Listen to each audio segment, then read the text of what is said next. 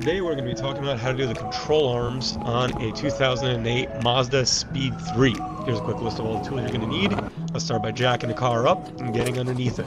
Make sure you also have a jack stand there for safety. First thing you want to do is get your 19mm and take out the bolt at the rear of the control arm, going horizontally. If you have an impactor, it will definitely make this job a lot easier. Breaker bar is also a good option. Before you go screwing anything, make sure you penetrate it with some penetrating fluid, PB blaster, whatever it may be, to make life a lot easier. Once you have the big guy out, you want to go over to where the knuckle connects to the control arm, and there you're going to take out the pinch weld. It's going to be two 14mm nuts. So it's good if you can hold it down like here on one side with a socket and get an impactor on the other side to break it free. Once you broke that one free, if it's giving you any problem, the pinch knuckle, you can get a chisel in between the pinch knuckle, get a hammer, and just start to bang on the control arm, tapping it out of the pinch knuckle.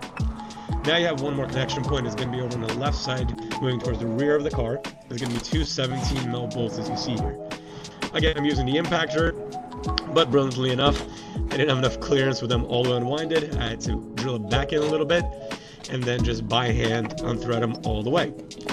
When you take out these two 17 bolts, the control arm should be ready to drop out more or less. Now this connection point, you're going to want to pull out at yourself horizontally because there's two pieces of metal clamping around the subframe.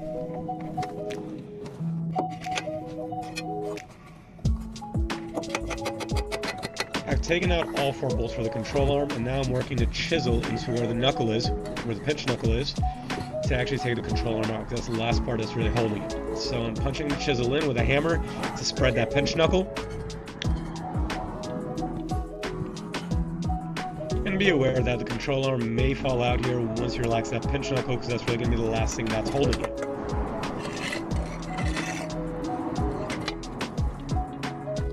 Once you've taken out the old control arm, you're ready to put in the new one. Take the new one, compare it, make sure all the mounting points are exactly the same. You're going to be able to tell by that rear point on the control arm, you want those two nuts facing upwards towards the top of the car. Because those two pieces of metal are going to clamp around the subframe, and you're going to put a bolt through them, threading into that top nut. Once you confirm this is the right one, there's a few different ways to do this. I chose to first of all put in the pinch knuckle. Afterwards, I'm going to feed on the 19mm towards the front of the car, and then move over to the rear of the control arm, the part that's pointing out towards the rear of the vehicle, and put in those two 17mm bolts. And that'll be all of them. Once I have all of them put in, I'm going to torque everything down, make sure it's nice and tight, up to spec, and it'll be all done. If certain elements are not fitting in well, like the part in the rear of the control arm that kind of hugs the subframe, you can use a mallet of some sort to help feed it in there a little bit more.